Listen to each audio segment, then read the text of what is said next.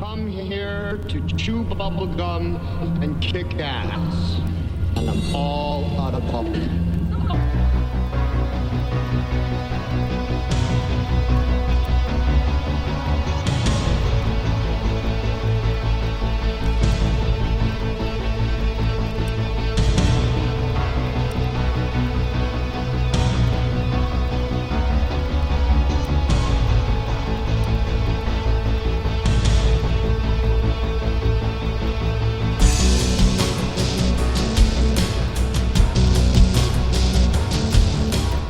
Ladies and gentlemen,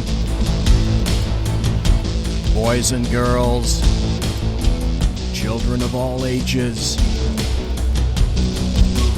welcome to the Bloviating Zeppelin's Berserk Bobcat Saloon radio show, live and direct on the SHR Media Network, right here in Studio 5F.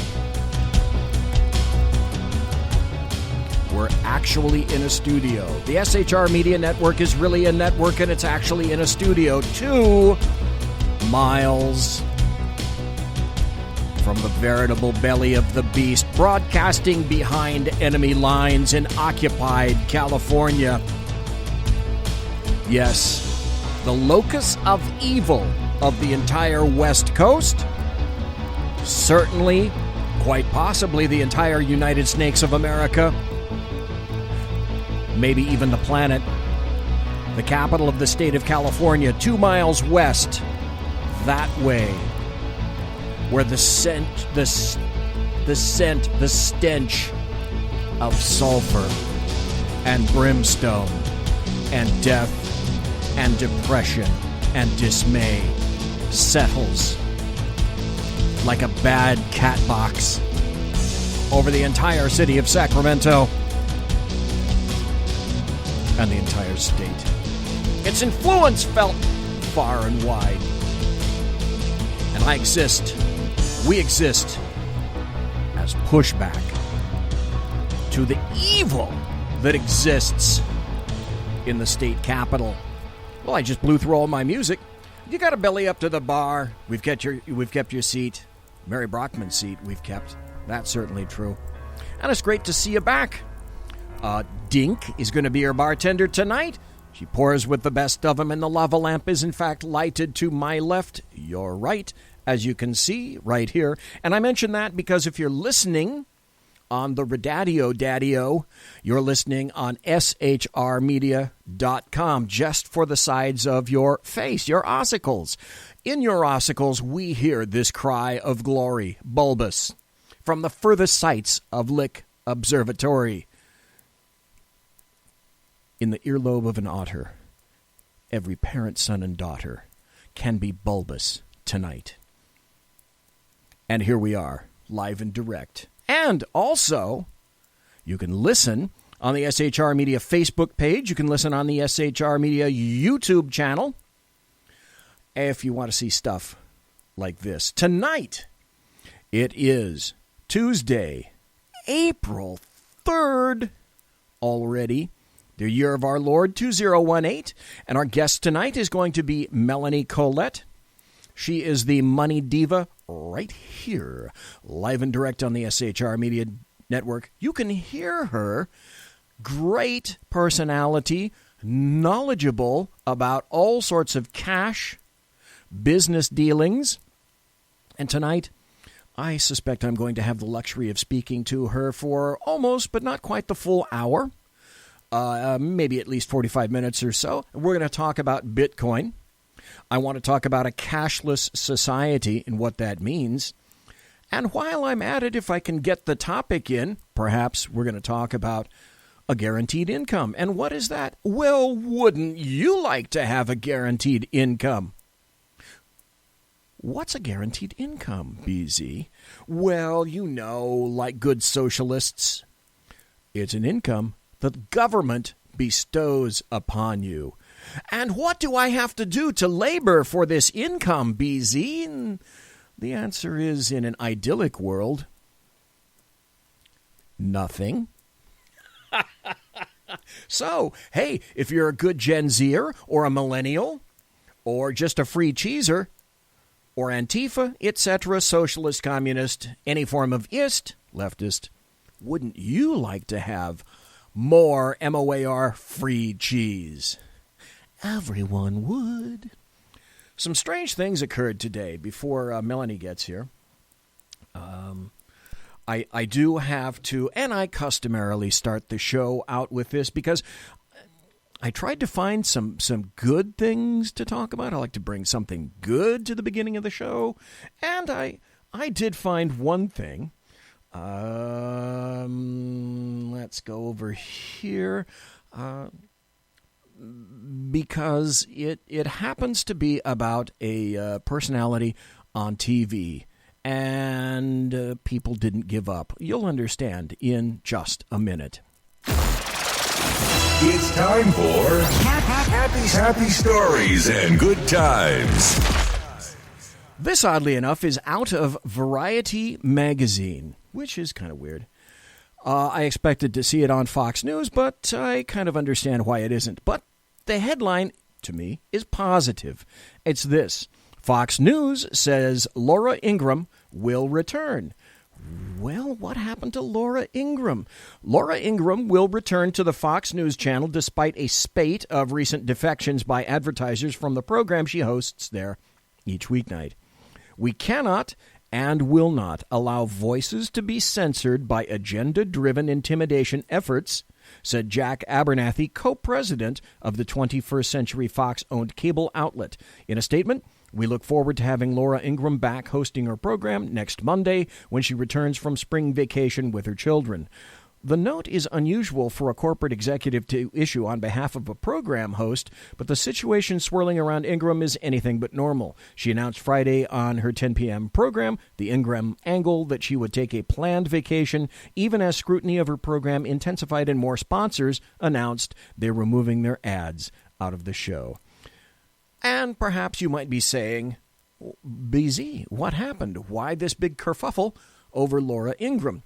Whose show I occasionally watch. She's at a time slot that I'm just not there because obviously I'm here right now.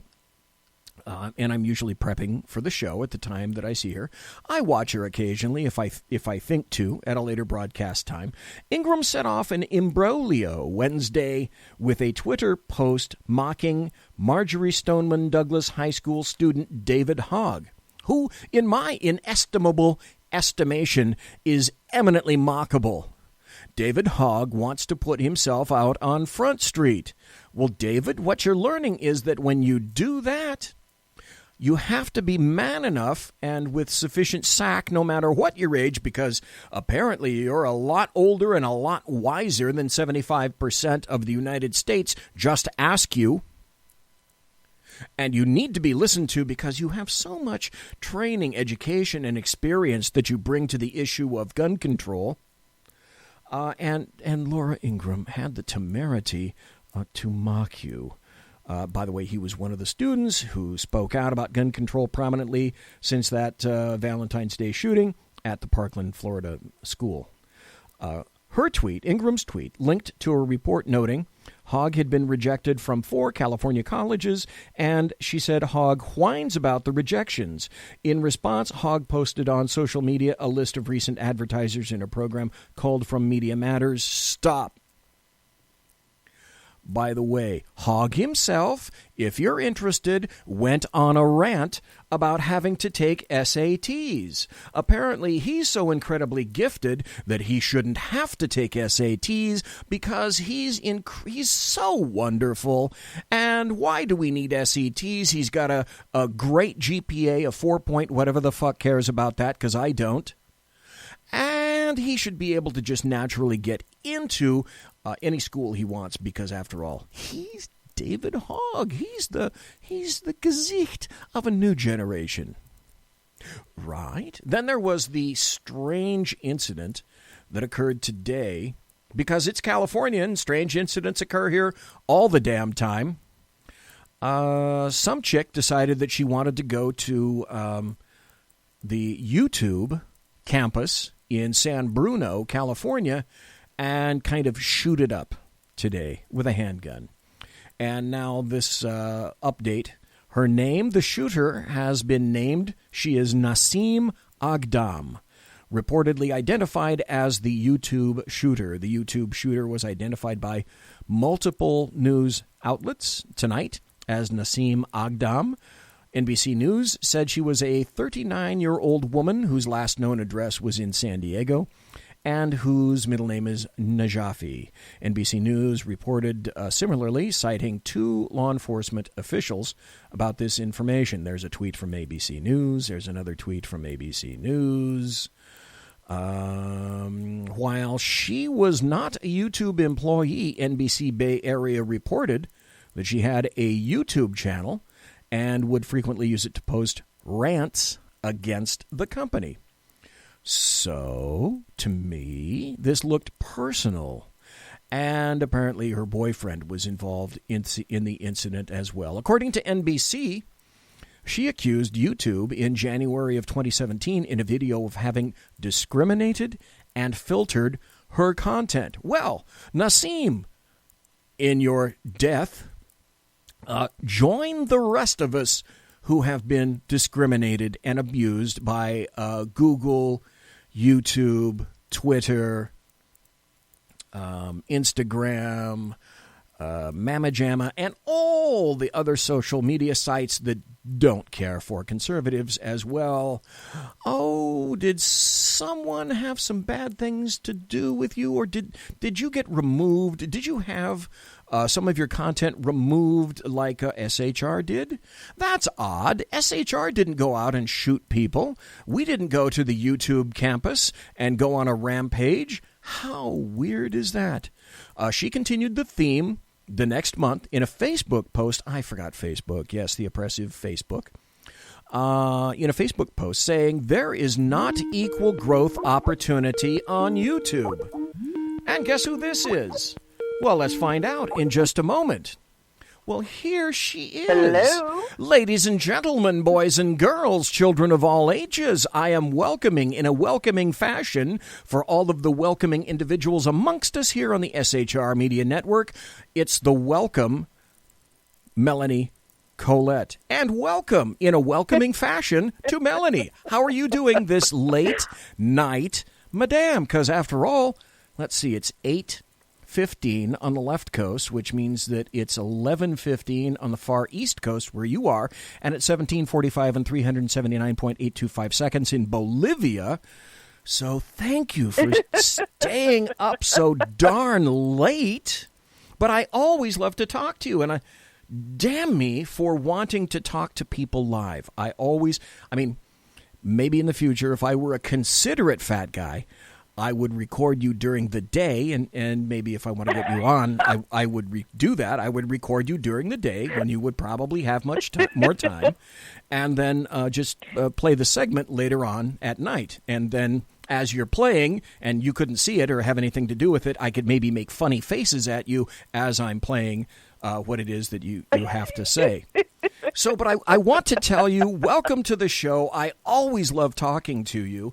But before we even go anywhere, because I pray, I gave you sufficient warning of what it is that I wanted to chat about tonight. But before I even go there...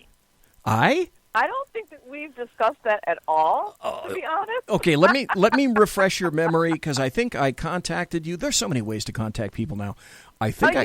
You may have told me. I think I contacted you on Facebook, and I asked can I pickle your brain with regard to Bitcoin, a cashless society, and sort of a guaranteed income. I don't know if we're going to get to all three of those or not. Yes, but anyway, you did. Before we do that, I want desperately to ask you to tell everyone where you can be found, where you can be read, where you can be heard, and all of your various social media aspects. Go.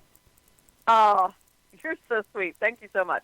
I can be heard right here on SHR Media, Monday through Friday at 5 p.m. Eastern Standard Time and 2 p.m. on the West Coast. Tomorrow night, actually, my guest will be, he's a returning guest. I have him once a month, Michael Fitzpatrick from NCX Group. He's a cybersecurity expert. And there's several podcasts with him on it if you want to check him out regarding cybersecurity and cryptocurrency and all that kind of fun stuff. Also, if you want to follow me on Twitter, at Money Talk Mel, if you're feeling very adventurous, you can follow my political Twitter page, which is at NJGOP Diva. Okay, you might want to say that one more time, just in case. At NJGOP Diva is my personal Twitter handle. Okay. Is at NJGOP Diva. You can follow me there. At Money Talk Mel is the show. It's the show's Twitter handle. And, of course, the show also has a Facebook page, which is at Money Talk with Melanie. And I'm on, like, every other piece of social media known to man. If you put in Money Talk with Melanie, you will find me. Cool. Now, for those not in the know, and shame on you, folks, if any of you happen to fall into the not in the know category with regard to Melanie Collette, tell folks what it is that you specialize in. In what topics are you well versed? We talk a lot about anything that's a financial topic, which really is anything. Many times in a Christian context, it's not necessarily a requirement for my guests to be Christians or anything like that. I certainly have had guests who are not Christians, but we always talk about anything finance, economics, and public policy. But I certainly don't hide the fact that I consider myself to be a Christian conservative. And if that can be infused into the conversation, I always encourage my guests to do so. Okay, but that's basically what we talk about. You're big into business, so you know a lot about money, fiscal instruments, investing. So the topics tonight that I'd like to chat with you about allegedly should be right up your alley, so to speak, with regard to a cashless society, Bitcoin. With regard to Bitcoin, I did a little research on the show, and I have some articles that I'd like to read and go over with you and then get your input and your thoughts about. Because that's another way of being able to tickle your brain and figure out what it is that you think about them. Because it was my understanding that Europe was big into a cashless society, and now I found a couple of articles that it looks like they're starting to become just a bit skeptical about some of that. And then I figure from now until the bottom of the hour, maybe we could chat about Bitcoin. I'd like to perhaps start out there because, as it turns out, I happened to find an article from Breitbart that said why Bitcoin is in a downward spiral. So then, after that, I have a few questions. The article starts out this way. The price of Bitcoin continues to slide, with the decentralized digital currency suffering its most dramatically bearish market movements since 2014. I'm going to go into the article a little bit more, but I must be completely honest and upfront, Melanie. I've tried to understand what Bitcoin is, and it's smoke to me. It's smoke, it's mirrors, it's ether, it's this wafting stuff in the ozone. I don't get it. What Bitcoin is allegedly a currency, and I hear, depending upon the prevailing prairie winds, it's doing really well. And now I'm hearing it's not doing quite so well. Let's just start at the start. Can you please, pretty please, can you tell me what is Bitcoin? How can it be a currency? I don't grok that concept at all. Okay, so Bitcoin is a type of cryptocurrency. Okay, there actually are several types of cryptocurrency. Bitcoin happens to be one of the ones that's been around the longest, but you also have Ethereum, Litecoin. There actually are about, if I'm not mistaken, about 1,200 different cryptocurrency. Yeah. Wow. There's a lot. Yes. There's hundreds of different cryptocurrencies, but Bitcoin is like the most popular one. Okay? Now, where people get lost about what cryptocurrency is like the physical nature of it because it's not something that you can touch, right? Because it's digital. It's described as a digital asset. So it's kind of like, it's very similar to how, many people who bank online, like myself, I very rarely see cash. So kind of just imagine a type of currency where you never saw cash. Okay. It's very, you're never going to see the cash. Now, it's based on something called blockchain technology. Okay. Now, this is where it gets kind of hairy. Right. Because blockchain technology can be used for a lot of different things, not just cryptocurrency. Blockchain technology is a decentralized technology. It's a network that's all over the world, and it manages databases that records crypto transactions. I know. Oh, I'm sorry. Okay. I swear to God, Melanie, I'm trying. I'm really trying. If there's anybody that can do it, though, you can. I have faith in you. But that's what it is. Like, that's the best example I can give you. Now, here are the problem with it. Now, it's been used for the last 10 years.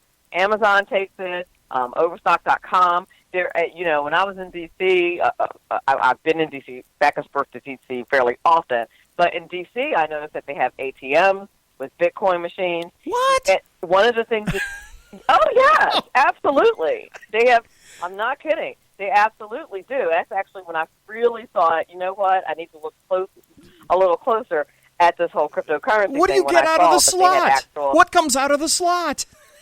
Well, anything? What you do is, no. Well, what happens is you use your card, only it's a digital exchange. Okay. So you put money on your card. Okay. All right, so it's like but it's cryptocurrency. It tanks up a card like a credit card that you can use for disbursement at other businesses? Yes, absolutely. And there are hundreds of businesses, thousands at this point, that accept Bitcoin and other cryptocurrencies, like ones that you know. Like I said, I know for a fact that Amazon does. I know that Overstock.com does. eBay does. There are tons of businesses that accept Bitcoins and cryptocurrencies as payment. There are people who now are getting paid in cryptocurrency. Ooh, believe it or not. I believe it. Microsoft. I just looked up the list just to see if I could get a better handle on that. But KFC Canada, Playboy, if anyone's interested, Subway, Microsoft, all of these businesses accept cryptocurrency. And I've interviewed a couple of crypto experts who are now accepting payment as cryptocurrency. Now, one of the pluses and one of the minuses of cryptocurrency is that it's not regulated, and the government can't get its greedy, incompetent hands on this currency. Thank God for one small favor. Exactly. And so, because the government can't get their little grubby fingers on it and regulate it, that keeps the cost down. And that means that it's a lot faster to use for countries that don't have stable currency markets. These remote islands and places that are not heavily populated. That's where people who are philanthropists can come in and do things rather quickly to help those communities, if you will. Okay. So it's a very exciting thing. Now, as far as the value and the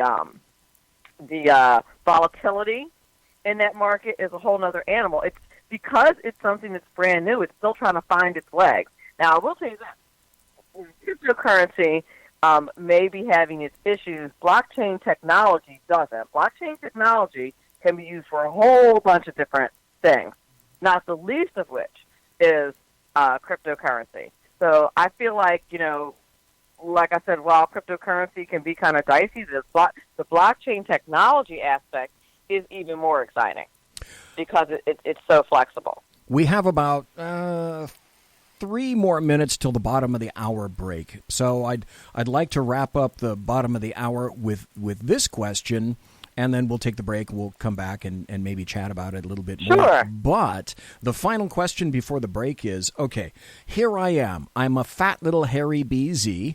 I'm an ancient reprobate, and let's say one day I say to myself, I think I'd like to try this Bitcoin stuff, because maybe I'd like to buy some more stuff on Amazon, because that sounds fairly convenient to me, and as the fluffy little furball that I am, packed with hair and whatnot and buttery goodness. Now, how do I decide that, or where do I go to get Bitcoin? What's my next step to involve myself in Bitcoin? So what you would have to do is find a platform that exchanges Bitcoins. Like the one that I use is Coinbase, which is down. I just checked my account. Uh-oh. It's like any other long-term investment strategy. That's the misnomer about cryptocurrencies, is that it's a quick hit, get rich quick, that kind of thing. And it's not. It's an investment just like anything else. And just like any other type of investing, you want to make sure that you are diverse in the things that you are investing in. So, I started out with just Bitcoin, and then after Bitcoin kind of, stopped doing very well, put it that way. Okay. I actually diversified my investments and kind of put it in different places. Now I'm just invested in Bitcoin and Ethereum and Litecoin. But my overall portfolio over the last month, I was just looking at, is down about 30%. So that's not awesome. Holy, that doesn't sound good. Chat room. The chat room asked a very salient question. I thought it was a darn good question. Whiskey Dale said, okay, so Bitcoin, is it influenced by inflation? Right, I saw that question. And here's the thing.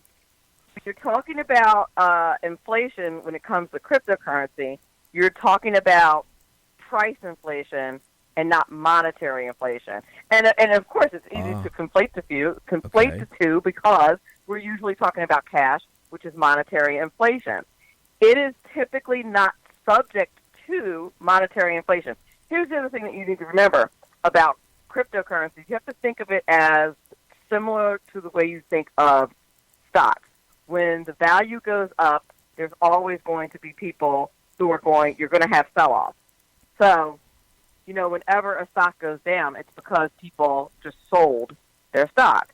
So the value goes down. Same thing happens with cryptocurrency. So Bitcoins, in earnest, are immune to monetary inflation, but not price inflation. Okay. So that makes sense. So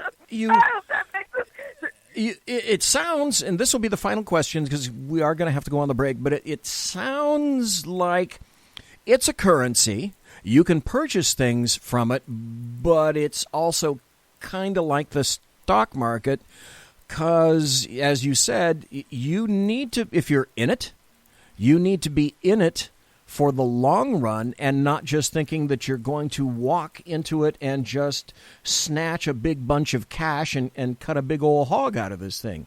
Is that that's not going to happen. Okay. That's not going to happen. Those days, unless something new or different happens, those days with cryptocurrency are pretty much over as far as the quick hit, the quick turnover. And like I said, I think that particular area of the market is really trying to get its footing as more and more cryptocurrencies appear in the market. Everybody focuses on Bitcoin, and like I said, a lot of people don't realize that there's like 1,200 other cryptocurrencies out there. So everybody focuses on Bitcoin. But yeah, it's like everything else. As far as you actually investing, you want to find a platform like I said. I use Coinbase, but there are several others. You want to make sure that you check them out and that they're cool because there's a lot of scams out there, which is why the government's like sniffing around right now, thinking about doing some regulating. I've had a guest or two that was supposed to appear on the show, but they were having some some FTC issues. Oops. Yeah. You'll notice that, so they had to cancel. You'll notice that Facebook has pulled many of their cryptocurrency ads because some of those companies have had some FTC issues. So, there's a lot of, like any other, thing involving money, there are a lot of scams out there. So you really do have to be careful. But Coinbase is pretty solid, and I would highly recommend that. Coinbase, please feel free to send me that check. Okay. Folks, it's time for the break. We're talking to Melanie Collette. She is the Money Diva. Money Talk with Mel. Monday through Friday right here on the SHR Media Network. We're going to take a break. Time to go to the electric winkle chamber if you need to. And, folks, we're going to be right back. Conservative media done right. You're listening to the SHR Media Network. Featuring right thinking from a left brain and doing the job the American maggots won't. BZ is fundamentally changing America one diaper at a time. Just when safety pin manufacturers are running out of metal for the diapers of the leftists, where the speech is free, but the drinks are not. The bloviating Zeppelin's Berserk Bobcat Saloon can be heard every Tuesday and Thursday night, commencing at 11 p.m. Eastern and 8 p.m. Pacific, where pushback is a requisite art form in and of itself. Let your ossicles be truly liberated when you listen to the bloviating Zeppelin's Berserk Bobcat Saloon, only on SHR Media Network. No ferrets were harmed in the making of this ad. When dirty politicians, shadow governments, and deceptive Islam blind the world with fake stream media smoke, their only fear is one man with a cane. I'm Dave Milner. Join me through SHRmedia.com, HighPlainsTalkRadio.com, and the Western Free Radio Network at Spreaker, YouTube, and iTunes for a different perspective weekly on the Unpleasant Blind Guy. And catch me on Jeff Mitchell's EDL Radio on BlogTalkRadio.com. There's no surrender ever, because truth is not always pleasant. This is Sam on SHR Media. You can listen to my new show starting on Tuesdays in January. Get my perspective on national politics, a conservative's perspective on California politics, the latest in the war on terror, all of that and a lot more here on Tuesdays at SHR Media. And don't forget to follow me on Twitter at Sam_SHR Media.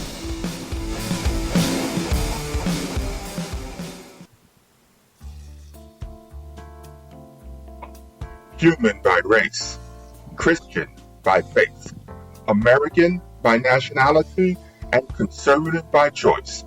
Reverend Ralph J. Chittum Sr. is the right guy on SHR Media from 8:05 to 9 p.m. Monday through Friday. And if on the rare occasion I am ever wrong, I will still always be right. The right guy on SHR Media.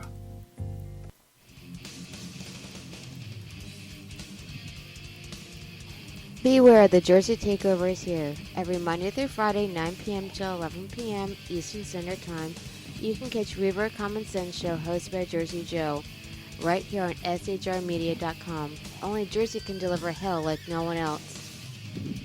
So consider this your fair warning.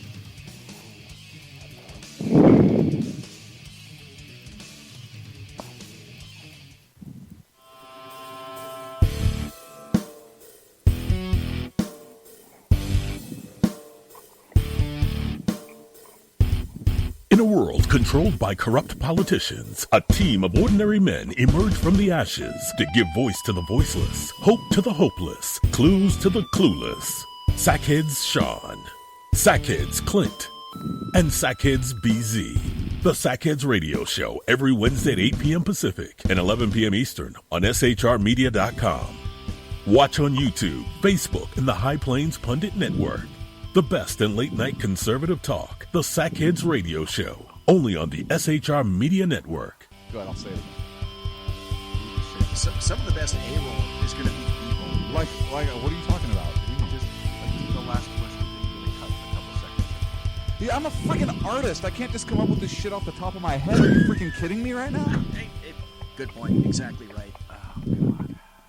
Hey, this is Sackhead Clint, and I'm with Sackhead Sean, Sackhead BZ. No communists allowed on the SHR Media Network. Damn straight, mister. Back to the show.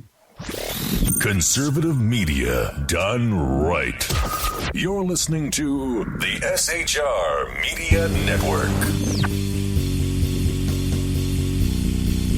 Ladies and gentlemen, boys and girls, children of all ages, welcome back to the Bloviating Zeppelin's Berserk Bobcat Saloon radio show, live and direct right here on the SHR Media Network. You should be listening to shrmedia.com or watching the show on the SHR Media Facebook page or the SHR Media YouTube channel. We're talking to Melanie, Collette, the Money Diva, Monday through Friday right here on the SHR Media Network. We were talking about Bitcoin, a concept that I am still want to wrap my hands around, and I'm still having a little bit of trouble with it.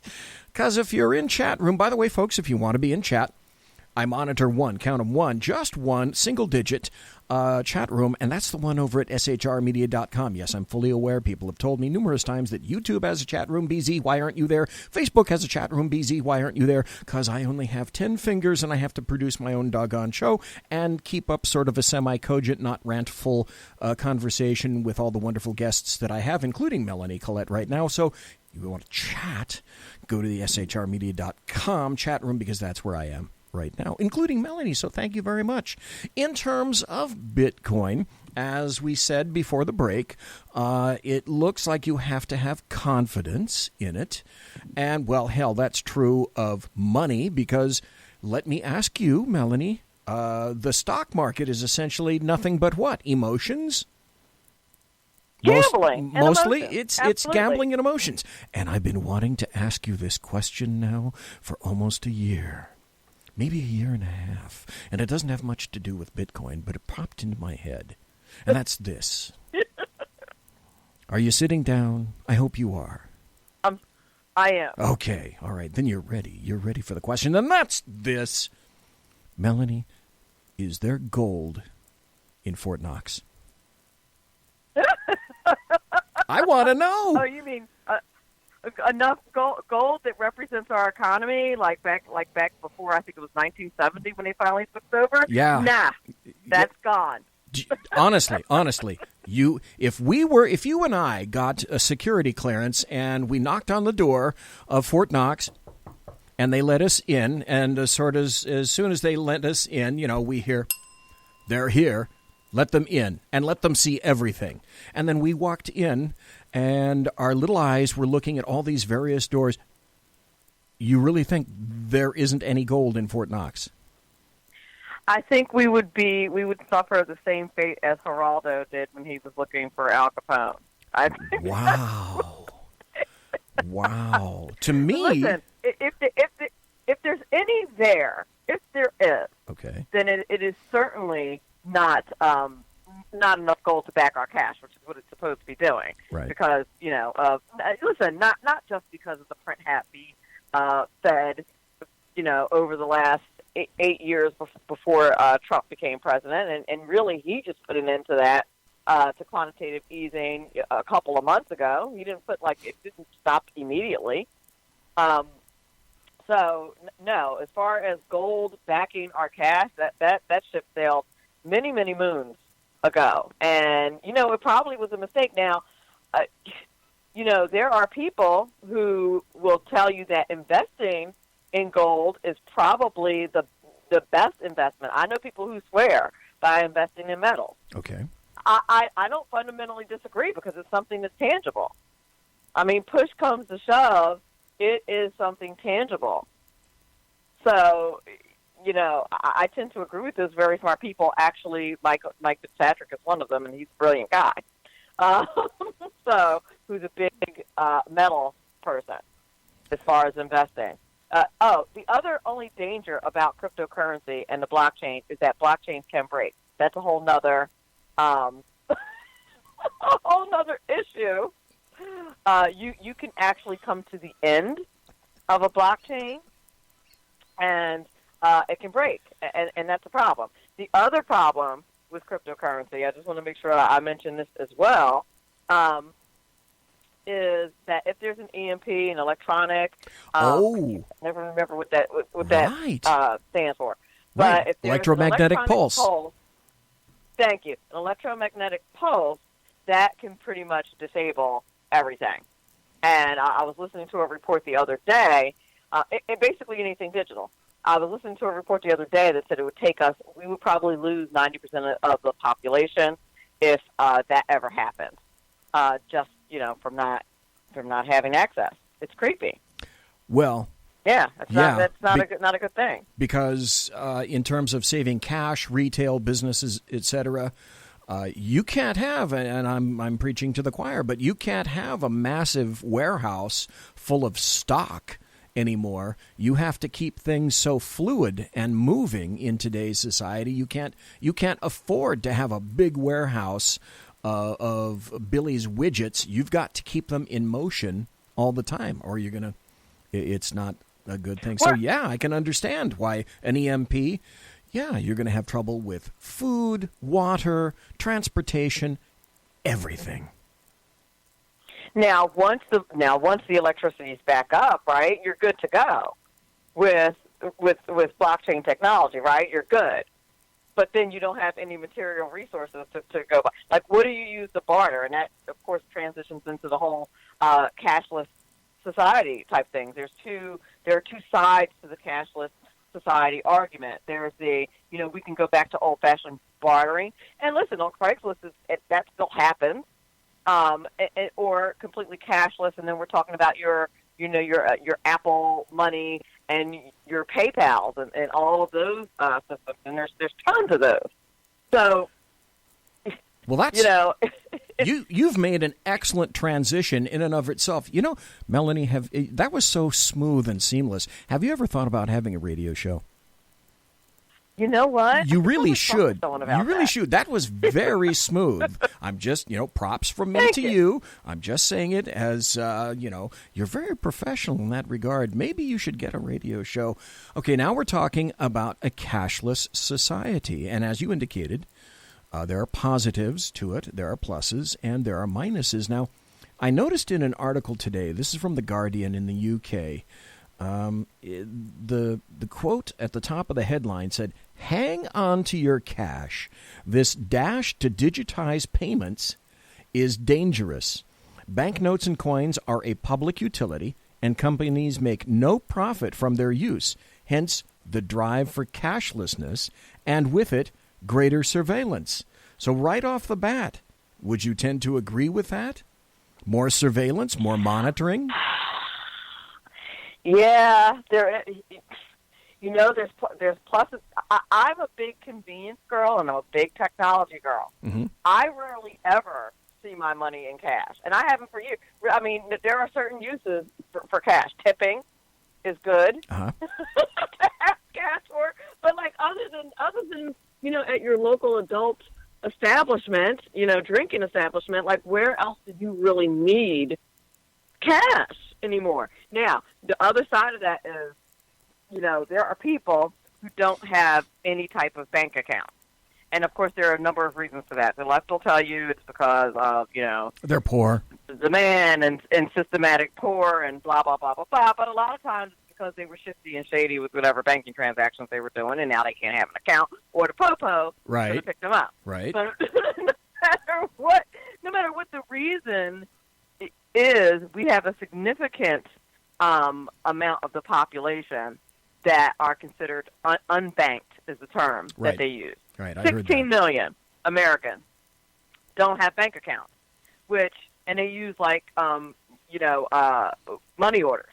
And listen, and a lot of landlords and things like that are situated or have properties in those areas tend to want a money order, and you can understand why. Right.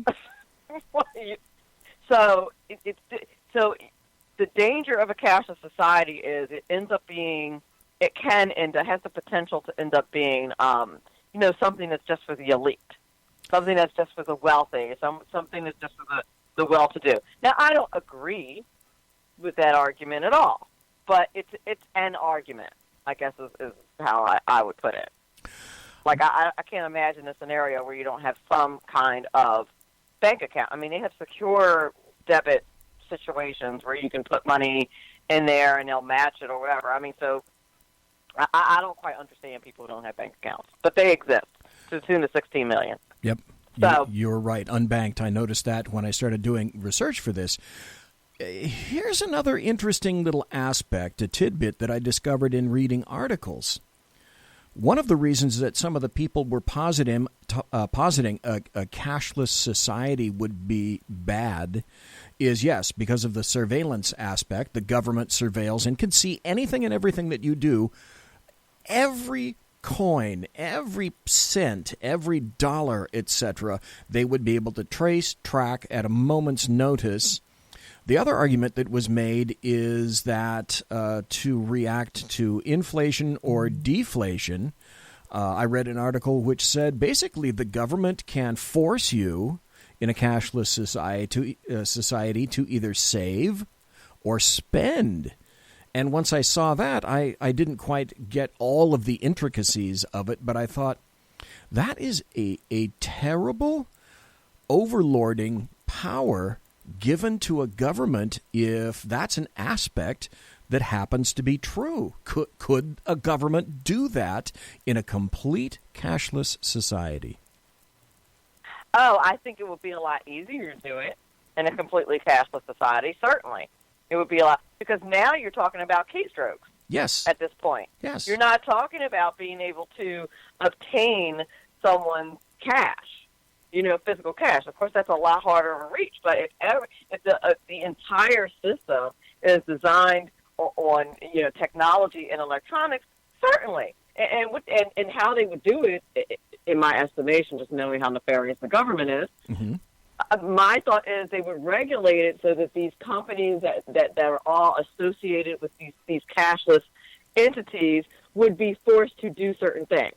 They would be forced to set their rates and set their costs in line with whatever the government says, and by default, all of their customers would be subject to that. Yes, I mean that's generally the way they work. They never want to get their own hands dirty, so that's how they would do it, through regulating the heck out of it.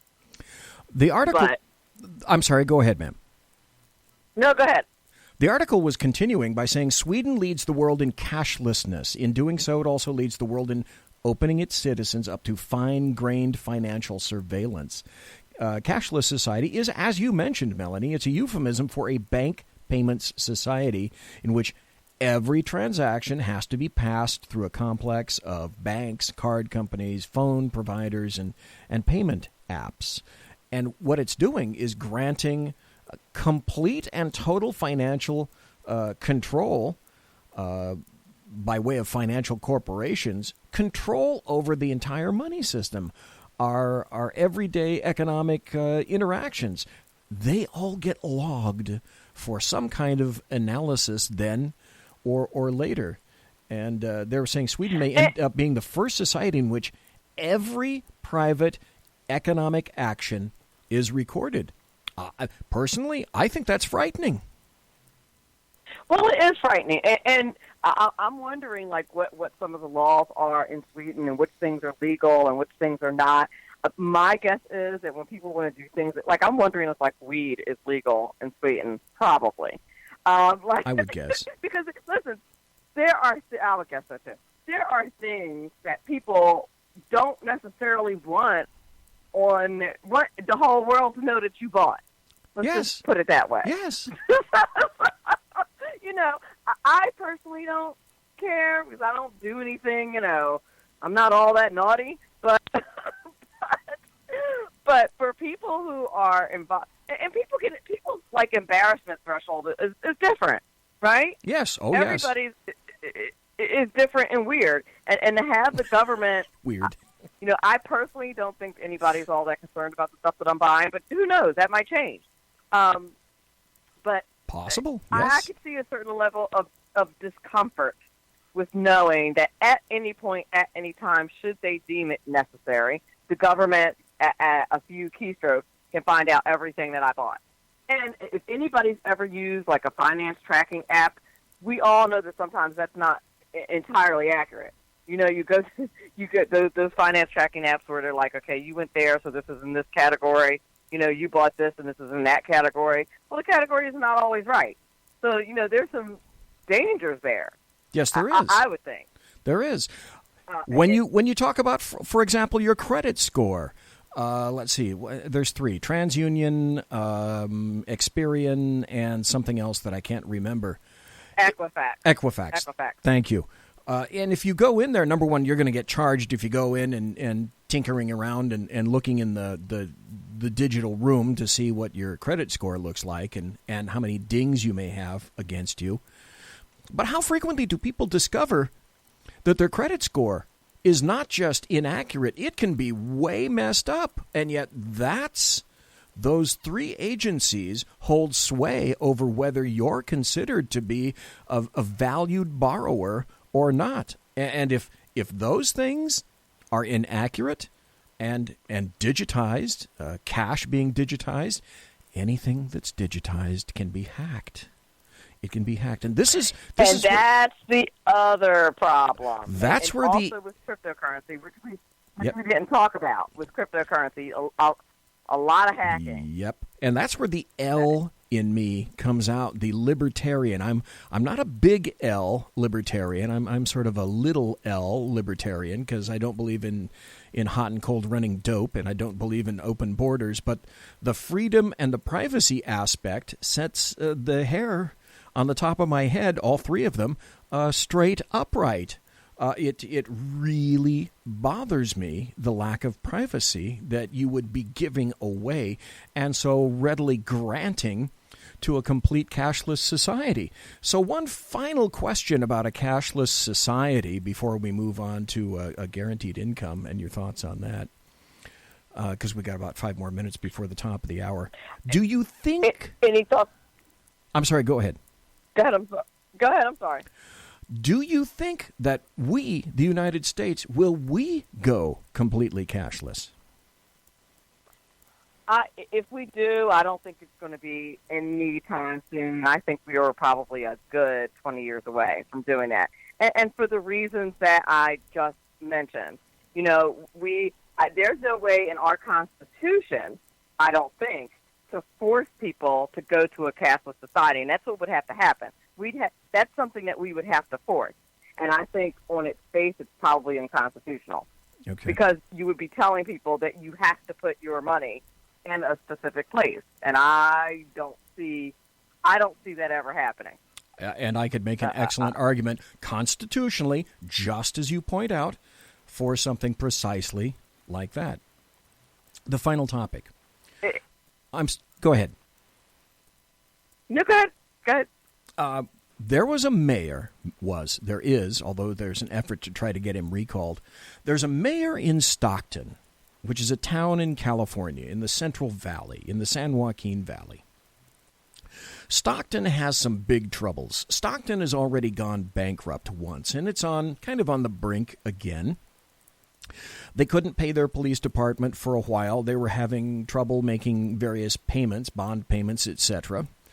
And a very young mayor walked into Stockton one day and said, I want Stockton to be the new prototypical city, and I want to get going a guaranteed income in Stockton, California. And, of course, everyone went 210 over 190 and said, no, that's not going to happen, you blithering idiot, you way young puerile dolt. And then there was a recall to try to get the Stockton mayor out. But stop, it's not just in Stockton. There are many countries, I've discovered, in Europe that want to have a guaranteed income. And for those who are not aware of this, a guaranteed income is pretty much what it says. It's an income provided by a government, and in return, the person who is the recipient of the income has to do nothing. Can this work? Is this? I first saw the concept, and of course, it didn't stun me, and likely it didn't stun you to discover.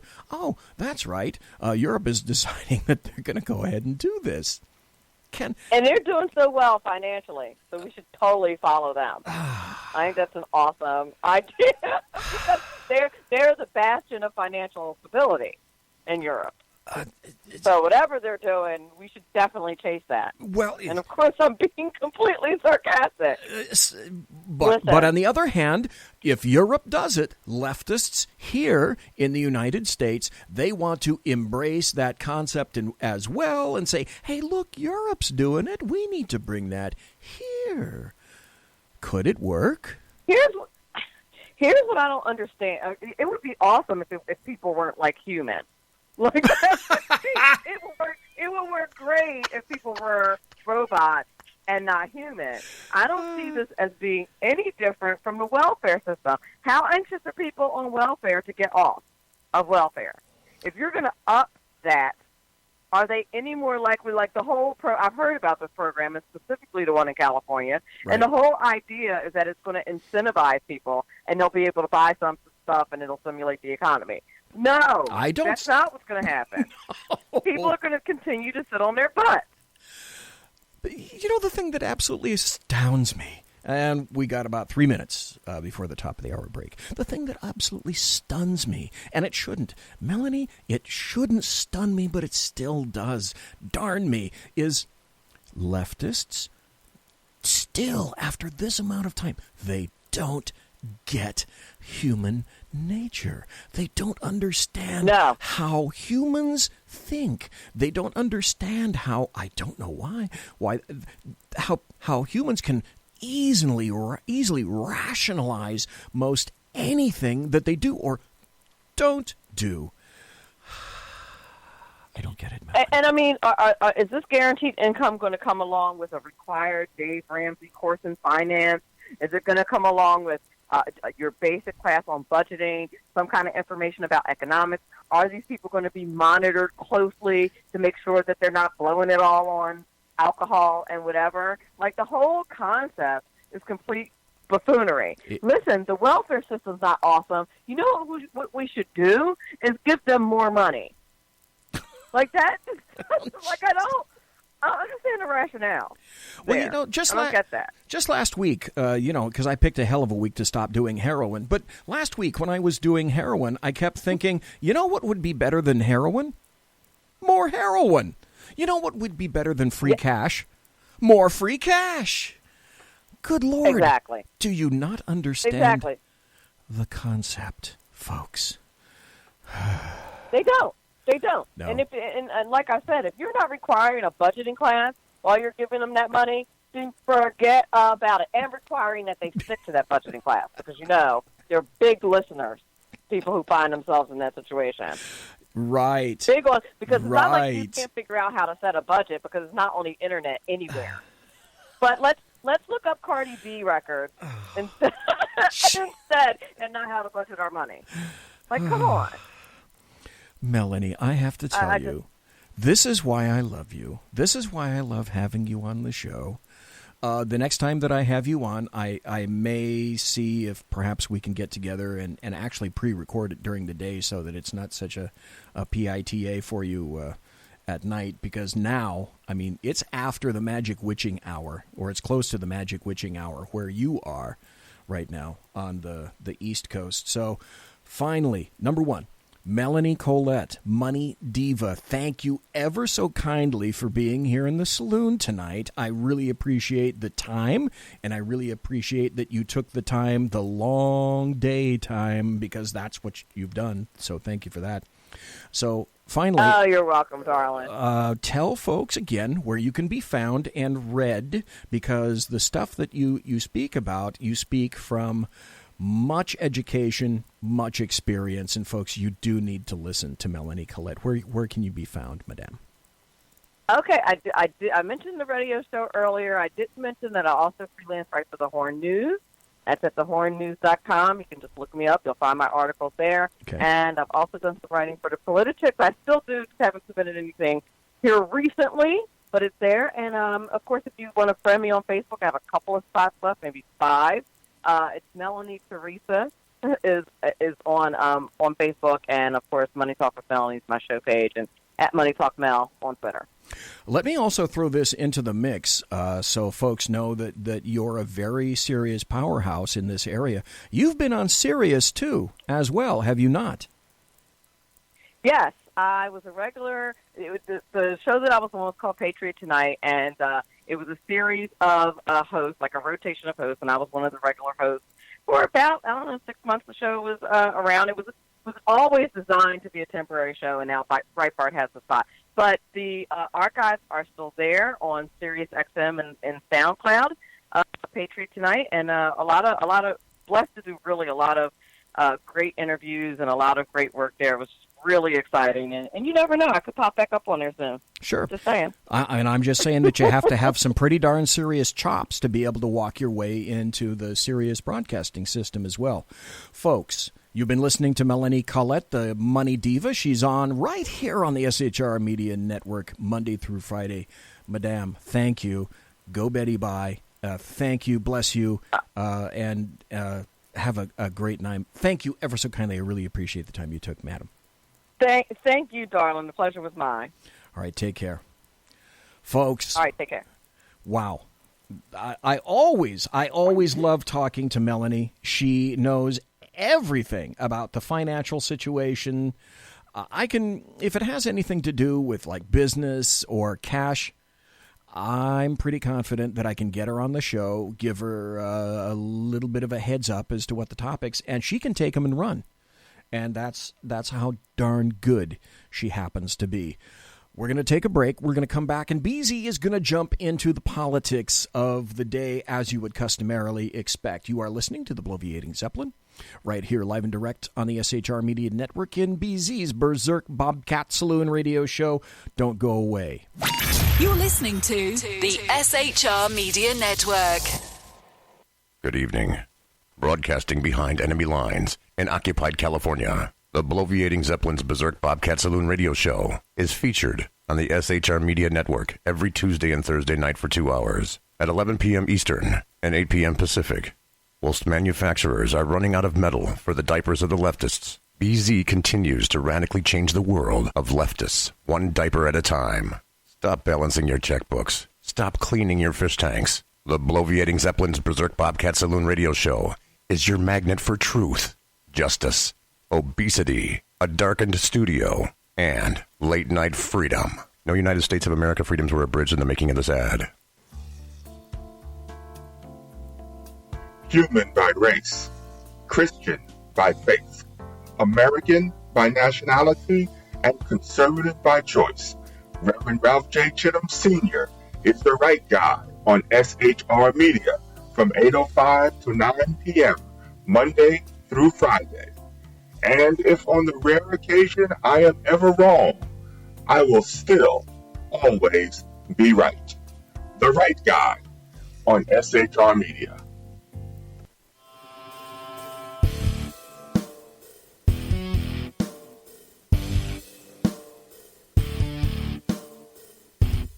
In a world controlled by corrupt politicians, a team of ordinary men emerge from the ashes to give voice to the voiceless, hope to the hopeless, clues to the clueless. Sackheads Sean, Sackheads Clint, and Sackheads BZ.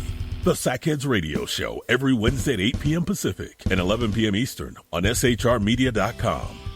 Watch on YouTube, Facebook, and the High Plains Pundit Network. The best in late-night conservative talk, the Sackheads Radio Show, only on the SHR Media Network. Go ahead, I'll say it again. Some of the best A-roll is going to be B-roll. Like, what are you talking about? Just like the last question that they cut a couple seconds. Yeah, I'm a freaking artist. I can't just come up with this shit off the top of my head. Are you freaking kidding me right now? Good point. Exactly right. Oh, God. Hey, this is Michael Wright. And I'm Shannon Wright.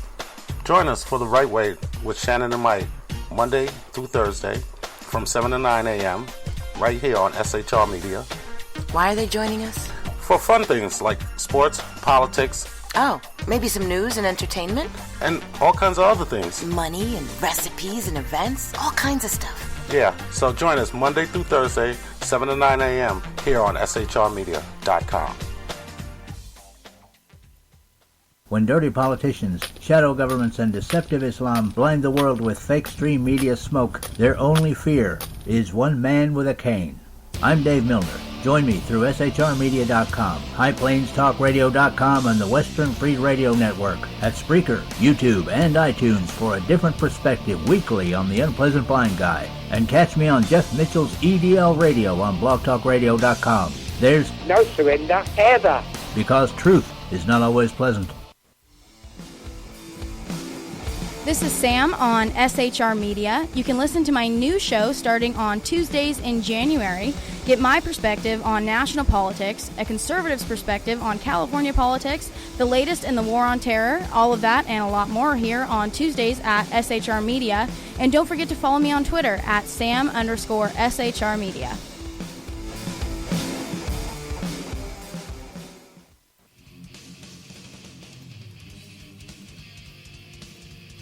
Beware, the Jersey Takeover is here. Every Monday through Friday, 9 p.m. till 11 p.m. Eastern Standard Time, you can catch Reaver Common Sense Show hosted by Jersey Joe, right here on SHRmedia.com. Only Jersey can deliver hell like no one else. So consider this your fair warning. Hey, this is Sackhead Clint, and I'm with Sackhead Sean, Sackhead BZ. No communists allowed on the SHR Media Network. Damn straight, mister. Back to the show. Conservative media done right. You're listening to the SHR Media Network.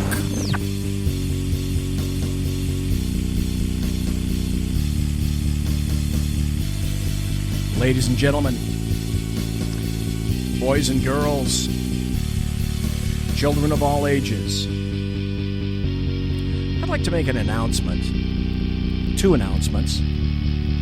Then we're going to get back to the news and politics. But the first one is my show coming Thursday. Now, you may or may not realize that Jersey Joe has had some issues and has had to deal with some personal things in his life, and that's not left him with the ability to come here and broadcast. Jersey Joe had his show on just before mine, started at 6 p.m. Pacific to 8, and then I started my show 8 o'clock, Tuesdays and Thursdays. Well, Jersey Joe had 2 hours, 6 to 8 p.m. Pacific time, 5 days a week, and Jersey Joe hasn't been on for a while. Jersey Joe wants to come back, but unfortunately, Jersey Joe hasn't been able to, and he's sort of on hiatus. Indefinitely was the word that he used, and I'd like to see Jersey Joe back. But what I did say is that Jersey Joe, because that's his name, I said, Jersey Joe, if you ever want to come back onto my show, you are more than welcome. So I'm going to have Jersey Joe on Thursday night, not tomorrow night. Tomorrow night is Sackheads. We'll get to that in just a moment. But Jersey Joe, if you want to hear him, he's going to be right here in the saloon this coming Thursday, just 2 nights from now, and we're going to talk to Jersey Joe about all kinds of topics. The politics will be back on, the burner will be turned high, and the heat will be, in fact, on. Wasn't that a Kenny Loggins song, The Heat is On? In any event, I'm going to give you a little bit of a heads up from me to you. If you have ever listened to a Sackheads radio show, tomorrow night's show is the Sackheads show you will want to listen to. I'm going to keep pumping this. And there's a reason you want to listen to tomorrow night's show. I'm not going to tell you what it is. I'm going to let the Sackheads tell you. And it's an important announcement. And like I say, if you want to, if there was ever a Sackheads radio show that you wanted to listen to live, tomorrow night is the show. So be here. Same place, Wednesday, tomorrow night, starting at my time, starting at 8 p.m. Pacific, starting at 11 p.m. Eastern, right here on the SHR Media Network, shrmedia.com if you want to listen to the show, Sackheads, tomorrow night. And if you go to the SHR Media Facebook page tomorrow night you can watch, just like you're doing now. And you can go to the SHR Media YouTube channel tomorrow night for Sackheads, just like you may be doing right now. Both places if you want to watch. SHRmedia.com if you're cleaning your fish tank, balancing your checkbook, going to the electric winkle chamber, and you can't watch what's going on, but still you can do these other things and listen to all the buttery political goodness that you're about to hear after these announcements. So again, tomorrow night, Sackheads radio show right here in this studio, Studio 5F, or they may change the studio to 1A. I'm not sure. That's up to Sackhead Sean. So just as you're seeing me right here, right now, Sackhead Sean is going to be occupying this spot, and I will be over at my customary spot over there where the light is, because when I'm on, that's what you see in the background. That's where I will be sitting. And then this is where Sackhead Clint sits. And no, I know it looks like Sackhead's Clint is there right now, but that's just a picture of Sackhead's Clint. So don't be alarmed. He's not here right now.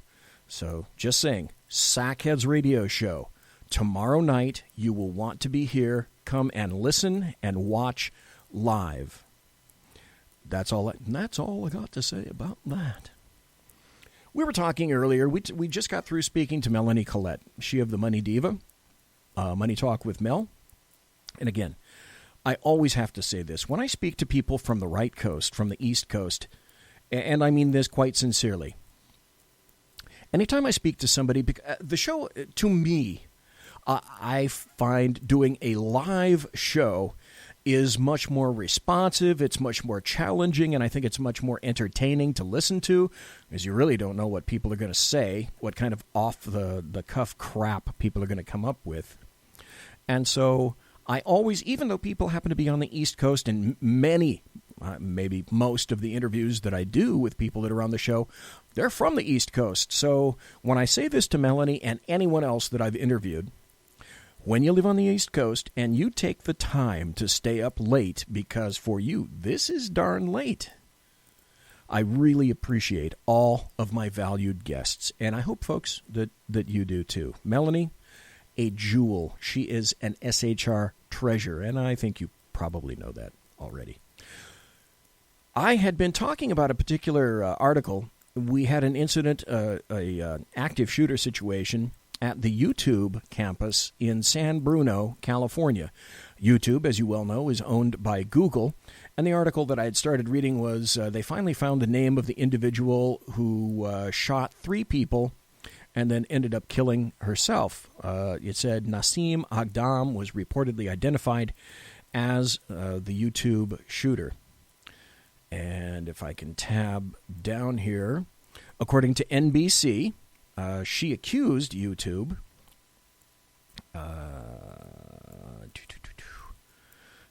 when you're in apps right now, maybe I'm going to go off just on a sidebar rant just for a second, if you don't mind. Just like most of you, I would expect, you have a smartphone, and maybe it's not as bright as this one because it's burning out the camera lens right now and you can't see what the content is. But on a smartphone, you have the ability to go all sorts of websites. And if there's one thing that really pisses me off, it's advertising. But of course, you have to have advertising. But what I've noticed of late is, because you have to have articles that are in a vertical column type shape, have you noticed, or am I the only one that happens to notice, as you're reading the content and there's an ad coming up and you're scrolling down, and as you come to the ad, it forces you to stop, and you do this with your finger. You make a rapid vertical movements, and the damn thing won't move. And it stays right there on the damn ad for at least a second or two. And I have to ask, I think it's purposeful. Do you guys think it's purposeful? Because I was wanting to get to the content right here, and there's an ad about, I'm not going to say what it's about. There's the car and a trailer, and I can't get past the damn thing to be able to read the article to you. According to NBC, she accused YouTube in January 2017 in a video of having discriminated and filtered her content, and as I said earlier, Oh, boo-fucking who? That's so sad. Join the rest of the conservatives who have had their content discriminated against and filtered. And even though sackheads, SHR Media, that's happened to us on YouTube. That's funny. You didn't see us going to any place in the Bay Area or San Francisco and start firing weapons at people. We just didn't do that. She continued the theme the next month in a Facebook post saying there is not equal growth opportunity on YouTube. So apparently she was upset the way YouTube handled whatever it is, whatever kind of content she said. The attacker, who had not been officially identified, wounded 3 people at the YouTube campus in San Bruno before killing herself. One of the 3 victims, a male still in critical condition Tuesday night, had been identified as the attacker's boyfriend and the intended target. So this apparently was very, very personal. 2 other people suffered gunshot wounds, and a 4th person was taken to the hospital with an ankle injury suffered in the panicked evacuation. And 2 law enforcement officials happen to name her. They're investigating the shooting as a domestic dispute and not as an act of terrorism.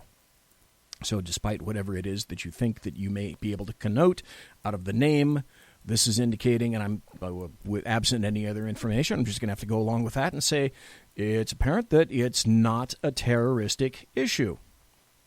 Now, there's another issue that just came up, and I found this kind of interesting today. You may think this just a bit odd, but I'm going to actually give Robert Mueller props right now. And you may say to yourself, BZ giving any kind of prop whatsoever to Robert Mueller? Yeah, I am. If there's one thing that he's done is keep himself out of the media and himself off of Front Street, which is what you do if you conduct an investigation, unlike Jim, James, Brian Comey, who's just written a book, by the way, who can't seem to take his 6'8" self off Front Street because, after all, it's all about Jimmy. It's the Jimmy Show, and now Jimmy has a book. Robert Mueller doesn't have a book. Well, what the hell? Who knows? He may have one later when this is all done and gone. And it will be done, and it will be gone. It just seems as though it's continuous and endless.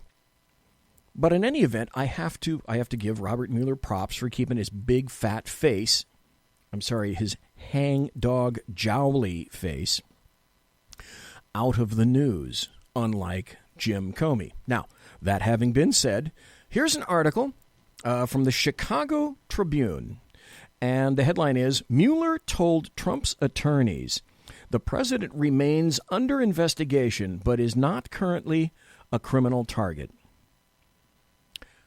which I find very interesting, because you can read that a couple of ways. You can read that as entirely, it's just a little factoid, or you can read that in a threatening fashion, which is possibly how it was meant. Special counsel Robert Mueller III informed President Donald Trump's attorneys last month that he's continuing to investigate the president, but does not consider him a criminal target at this point, according to 3 people familiar with the discussions. In private negotiations in early March about a possible presidential interview, Mueller described Trump as a subject of his investigation into Trump's interference in the 2016 election. Prosecutors view someone as a subject when that person has engaged in conduct that is under investigation, but there is not sufficient evidence to bring charges. So the question remains, and I'll leave this up to you to make the determination. I think I just told you what I think of it. I think it's an implied threat, perhaps not a directly expressed threat, but politically speaking, because Mueller really hasn't said much himself about the investigation. And though Assistant Attorney General Rosenstein just gave Bobby Mueller more authority to go digging deeper into Paul Manafort now, I'm sure you heard about that a little bit earlier yesterday. I can draw no other conclusion than that. Now, that having been said, it all ties together. I've wrapped it up a number of times, actually quite a number of times.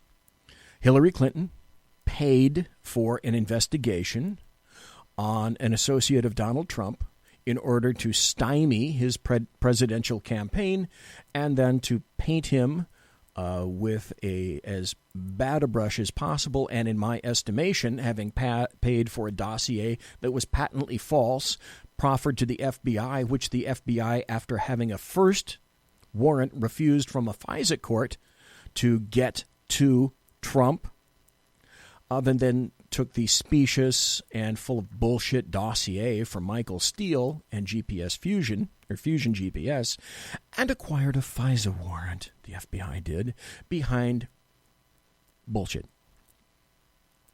And it pleased Hillary Clinton, and it was started long before the serious campaign portion of the president, and also continued, in my opinion, after the president was not just nominated, but when he was actually sworn in, it still continued.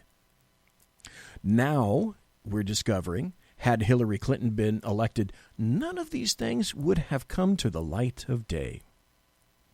That should be a frightening enough aspect of the situation.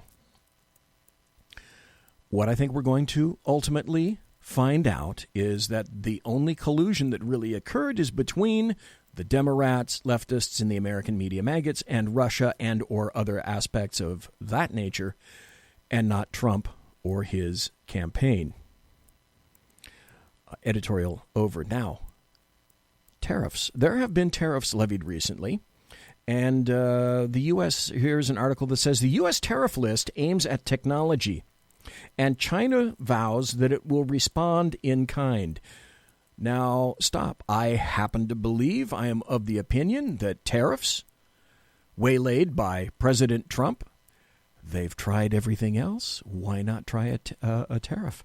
China has been essentially given free rein. They're like free-range chickens, only they're a free-rein trading company, a trading country, I should say.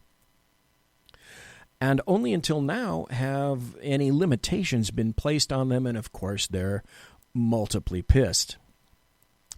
China vows it will respond. The list includes products from semiconductors to flamethrowers. China says it will respond with the same intensity and scale, which is kind of interesting. And here is why. If China thinks that is so incredibly independent, the answer to that is actually no, it's not. China relies a great deal on us purchasing their products, and from Taiwan as well. We sell products to China, not quite as many. So if anyone is going to be hurt in a tariff war, if you could call it that, if you want to use that nomenclature, my opinion is that it's going to be China more than it is the United States. China's just pissed off that for the first time, Donald John Trump, the guy with the dead orange cat on his head, possesses the gall to place strictures on China. It's never been done before, and they're not happy. The U.S. proposed imposing 25% tariffs on about $50 billion worth of Chinese-made products, focusing on high-tech items from semiconductors to lithium batteries.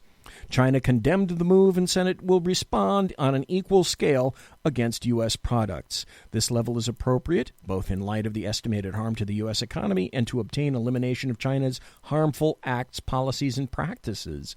The U.S. Trade Representative's office said in a report on Tuesday, the U.S. is targeting 1,300 product lines to try to force China to change its intellectual property practice. The office said it's been China for years.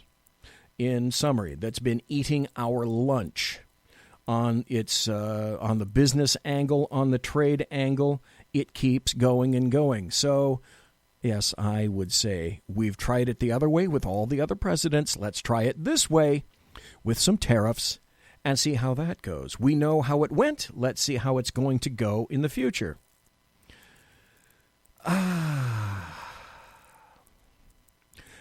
This is interesting. Who would you say, if you had to guess, the recent walkouts, the student walkouts, and the student-led protests, and the national walkouts, if you had to surmise who's behind these walkouts, who would you guess? There's TruePundit.com, who has the huevos to actually suppose they know. It's been exactly 1 month since the deadly school shooting, which killed 17 people in Parkland, Florida. Today, thousands of students and teachers walked out of their classrooms. This is from a week ago. In order to raise awareness about gun violence and school safety. Who organized that event, would you guess? Was it David Hogg, the guy, the 16 or 17-year-old kid who, just like James Bryan Comey, likes to have his face everywhere and is revered as a little god? A little Hitler minus the funny stash. And David Hogg, you put yourself out on Front Street, so I don't mind commenting about a 17 or 16-year-old as well. When you expose yourself nationally and seek and crave the attention, if you happen to get slings and arrows, so fucking be it. You put yourself there. No one else did. Isn't that odd? Who organized this event? Was it David Hogg and his little merry band of underage gun control freaks? For the first time in a month, they didn't have anything to do with it. The big walkout, in fact, was led by the Women's March, a movement with close ties to the likes of Louis Farrakhan. You know, if I had a producer, my producer would have come back and said, and I would have been able to do, with the likes of Louis Farrakhan. But I don't have a producer, and that's not how it happened. The anti-Semitic hate group leader, the Jihad Against Trump, declaring Linda Sarsour and Farrakhan's dubious devotees, Carmen Perez and Tarika Mallory. So if you wanted to know, hey, who's behind all that stuff? Is it those kids? No, it's not. Now to a story that's been getting national news. It's one of, in my opinion, one of the most bizarre stories, and I think we may actually have what I consider to be some valid information back finally on this story. It's quizzical, it's weird, it comes from the land of fairies and moonbeams and purple skies, and it's just when you finally realize leftist central isn't all as wonderful as perhaps all these little leftists would have you believe. It's time to take a brief break, and we're going to monetize the crap out of my show. No, that's a lie. No, we're not. This is the final break, and we're going into the final segment right here on the Blow V. Okay, be quiet. That's not funny at all. And you didn't laugh, did you? This is the final segment of the Bloviating Zeppelin's Berserk Bobcat Saloon. Go nowhere. Conservative media done right. You're listening to the SHR Media Network. Hey, it's Sean from the Sackheads Radio Show. Also one of the owners here at the SHR Media Network. Are you opinionated? Have you ever wanted to do your own show? Have you ever heard somebody like the Sackheads and go, yeah, I could probably do that better? Well, now's your chance. Send me a 5-minute clip at sackheadsradio@gmail.com, and maybe you can be part of the SHR broadcasting team. sackheadsradio@gmail.com. It's your business diva here, Melanie Collette. I am inviting you to a front row seat as I discuss some of the most intriguing details of wealth and finance with today's movers and shakers in the world of business. Listen in and discover financial truths on a global, domestic, and household scale. Uncover topics that will impact your wallet today and in the future. Money Talk with Melanie airs Monday through Friday, 5 p.m. East, 2 p.m. West, right here on SHR Media and High Plains Pundit Talk Radio. You can't afford to miss it.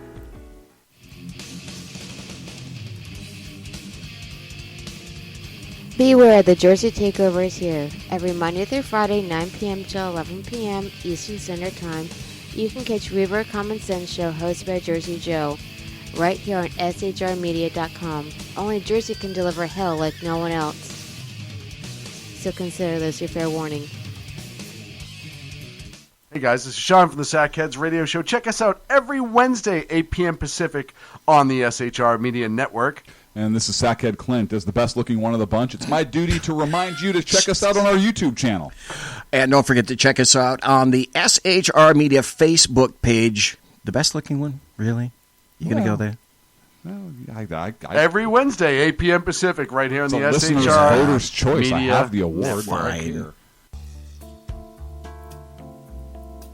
Human by race, Christian by faith, American by nationality, and conservative by choice. Reverend Ralph J. Chittum Sr. is the right guy on SHR Media from 8:05 to 9 p.m. Monday through Friday. And if on the rare occasion I am ever wrong, I will still always be right. The right guy on SHR Media. This is Sam on SHR Media. You can listen to my new show starting on Tuesdays in January. Get my perspective on national politics, a conservative's perspective on California politics, the latest in the war on terror, all of that and a lot more here on Tuesdays at SHR Media. And don't forget to follow me on Twitter at Sam_SHR Media. When dirty politicians, shadow governments, and deceptive Islam blind the world with fake stream media smoke, their only fear is one man with a cane. I'm Dave Milner. Join me through SHRmedia.com, HighPlainsTalkRadio.com, and the Western Free Radio Network at Spreaker, YouTube, and iTunes for a different perspective weekly on the Unpleasant Blind Guy. And catch me on Jeff Mitchell's EDL Radio on BlogTalkRadio.com. There's no surrender ever, because truth is not always pleasant. Hey, this is Michael Wright. And I'm Shannon Wright. Join us for The Right Way with Shannon and Mike, Monday through Thursday from 7 to 9 a.m. right here on SHR Media. Why are they joining us? For fun things like sports, politics. Oh, maybe some news and entertainment? And all kinds of other things. Money and recipes and events, all kinds of stuff. Yeah, so join us Monday through Thursday, 7 to 9 a.m. here on SHRmedia.com.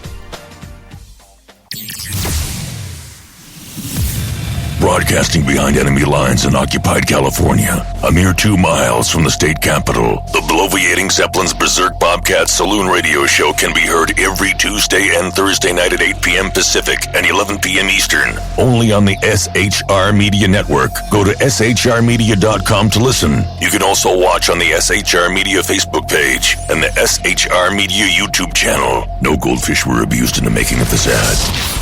Hey, it's Sean from the Sackheads Radio Show. Hey, it's Sean from the Sackheads Radio Show. And Sackheads BZ. Wait, I'm Sean. No, I'm Sean. All right, listen, we'll figure this out every Wednesday night, 8 p.m. Pacific, right here on the... Where the hell is Clint? On the SHR Media Network, www.shrmedia.com. Check us out on Facebook and YouTube. Now, right back to this amazing show right here on the SHR Media Network. You're listening to the SHR Media Network.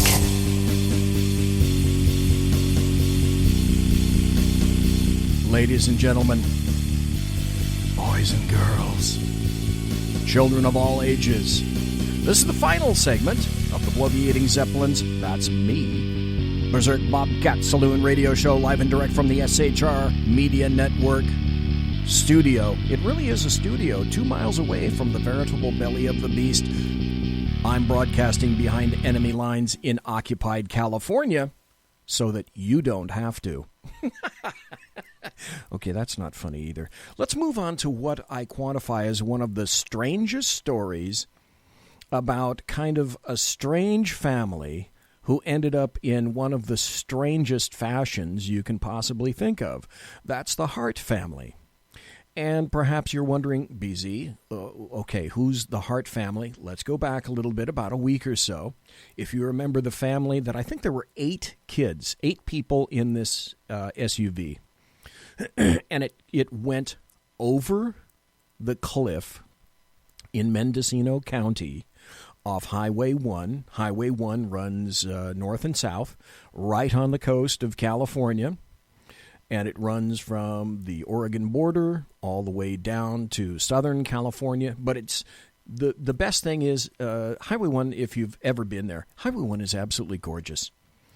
And it really is one of the best things in California because the California coastline is still a gorgeous spot. And that's what it breaks my heart to think that I'm going to have to leave this state because many, many places in California, they really are beautiful.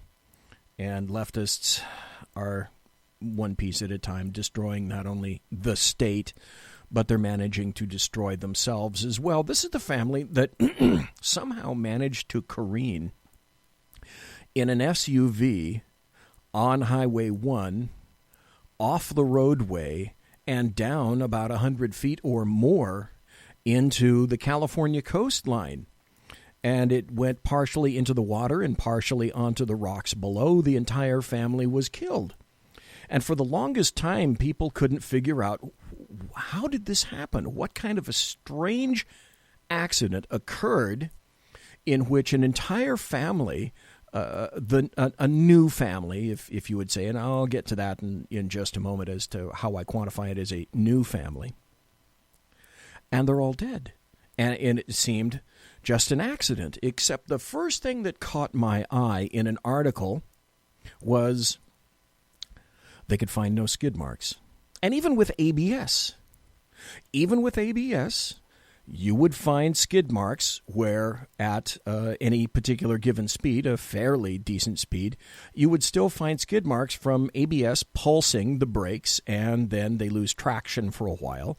They gain traction. They gain rolling friction. I taught that for years for EVOC, sliding friction and rolling friction between the tires and the surface, the pavement, whatever the vehicle happens to be traveling upon. And you would still be able to tell if the vehicle had ABS, almost all vehicles do now, if the brakes had been applied. And they found no skid marks or no apparent ABS activations. Once I read that, I thought, No. There, people are saying this is the quintessential new family, and when the American media maggots say that it's the quintessential new American family, I don't know. The bells and klaxons and all the whistles activated in my brain when I saw that, and no skid marks in an accident involving a vehicle that went over a cliff on the California coastline and ended up below, about 100 feet or so below, because when you're on Highway 1, there are many sections of Highway 1 that are extremely precipitous just like that. I mean, off the cliff, and the ocean is directly below. Beautiful, but very deadly sometimes. All the hairs on the back of my neck went up when I started reading this story, and the information was not yet in. Now, here's an article. And this is from news.com. And this is why I go to many news sources. I just don't go to United Snakes News. I go to news all around the world because frequently you can get a much better perspective and all the facts from news sources not inside the United Snakes. And this is one of them. This is from an Australian news source. The headline, Lesbian Mums Jennifer and Sarah Hart, who drove family off cliff, had violent history. The mums who drove over the edge of a cliff with their adopted kids in the car were reportedly investigated for, hope you're sitting down for this, for starving them, and one had been convicted for hitting their daughter. Wait, this is the family that leftists were holding out as being, this is the ideal new family. Apparently holes in that story. The mums who fatally veered off a California cliff with at least 3 of their 6 adopted kids were being investigated for starving their children before Monday's crash, and one was previously convicted of domestic assault for hitting their little girl, according to news reports. The New York Post reports that police say they still have no evidence Jennifer and Sarah Hart deliberately drove their SUV off the road, but have noted that there were no skid or brake marks where the vehicle went over. That's odd. Just as I indicated, 3 of the kids' bodies have been found. while the others, including 15-year-old Devonite, whose image went viral when he was photographed tearfully hugging a white cop at a 2014 Ferguson protest, he remains missing. The Hart's Washington state neighbors say that they'd recently called Child Protective Services after Devonite kept showing up at their house claiming his parents weren't feeding them and were punishing them by withholding food, and asked them to leave food by the fence so his parents wouldn't know. The Oregonian reports. Officials said they'd tried unsuccessfully to reach the family 3 times to investigate, but the neighbors say the family fled when a CPS worker showed up at their door this past Friday. That would be last Friday. The next morning, when we saw that the vehicle was gone, and then Sunday morning, when it was still not there, we figured something was off, said Bruce DeKalb, and he told a local CBS or NBC affiliate. Last year, one of the Hart's daughters also rang their doorbell at 1:30 a.m., accusing her mom, or her moms, plural, of abuse. She was at our door in a blanket saying that we needed to protect her, Bruce DeKalb said. She said that they were abusing her. It wasn't the first time they'd heard charges of abuse, and it wasn't the first time that the family had faced charges of abuse. In 2011, when the family was living in Minnesota, Sarah Hart pleaded guilty to domestic assault after their then 6-year-old daughter told her teachers that she has owies on her tummy. And this is the ideal leftist family, held up as the perfect example of the new modern family. When the teacher lifted up the child's shirt, she saw the girl had bruises across her stomach and back, the TV station reports. Sarah Hart told police that she was spanking the child and let her anger get out of control. Now, I happen to be looking at a photograph of the scene where the SUV went off the ocean, and I'll describe it to you. Highway 1, there's a little bridge, maybe about 100 feet long, and you can see that the ocean is directly adjacent, Highway 1, and then there's a bit of an asphalt turnout because there are trucks and slow vehicles on Highway 1, and theoretically they should be able to take the turnout, vehicles pass, and they keep on going. Well, there's a paved turnout, and it's apparently through this turnout. The turnout appears to be maybe 75 to 100 feet deep, and it looks like at this turnout, that's where the vehicle went over and then plunged off the cliff. There are rocks below, and a little bit further out, there is the cascading and crashing ocean out there. So the car did not apparently crash directly into the Pacific Ocean itself. The story continues. She took the girl into the bedroom and bent her over the edge of the bathtub, the criminal complaint says. Hart received a 3-month suspended jail sentence and a year of probation, according to the Oregonian. The Harts later moved to Oregon and began homeschooling their brood, but relocated to rural Woodland, Washington last year after Devonite's viral image brought heavy media scrutiny on their family, including the 2011 abuse charges the paper reports. This is, again, very indicative because I happen to work the Child Abuse Bureau for the Sacramento County Sheriff's Department, and this is part and parcel of a child under duress, stress, and abuse, attempting the family to take the family away from the spotlight. The Harts moved to Oregon, began homeschooling their children, and because their one child brought scrutiny to the family and information about the 2011 abuse charges, they moved again. A neighbor, a former Oregonian neighbor, said the kids rarely went outside, even in nice weather. And this is a telling tale. This is someone who's actually verbalizing what they were seeing. Something just didn't seem right. They were very isolated in the home, said a neighbor. The bodies of Jennifer and Sarah and their kids, Marcus, 19, Jeremiah, 14, and Abigail, 14, were all found with the family vehicle when it was spotted off the coastal highway in Northern California on Monday. Hannah, 16, and Sierra, 12, were missing alongside Devonte. These are called clues. Well, there happened to be another story. This is more recent.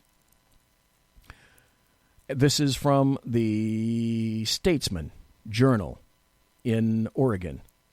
Fatal heart family crash appears intentional, CHP says. And again, this is the family that leftists would hold up. This is the new modern family. A family that people should emulate. The new type of family. Devante has two mommies, so to speak. Well, that's the headline. The article goes like this. We do have reason to believe that the crash was intentional. This is all based on preliminary information, said Greg Bartz, acting assistant chief for CHP Northern Division. The story initially said Jennifer Hart was driving the SUV. Greg Bartz, acting assistant chief for CHP Northern Division, said he could not speculate as to which woman was driving the vehicle. And this is from Westport, California. The California crash that killed a Washington married couple, as well as at least 3 of their adopted children, appears intentional, according to the California Highway Patrol. Greg Bartz, acting assistant chief for CHP Northern Division, confirmed the speedometer of the Hart's family SUV, which was found crushed at the bottom of a California roadside on Monday, March 26th. The speedometer was pinned at 90 miles an hour, but Bartz cautioned that finding is not conclusive because a full investigation still needs to be conducted. It was documented at the time of the crash the vehicle was pinned on or traveling at 90 miles an hour. The information is not conclusive or factual. The speedometer could have moved at impact or somehow was manipulated.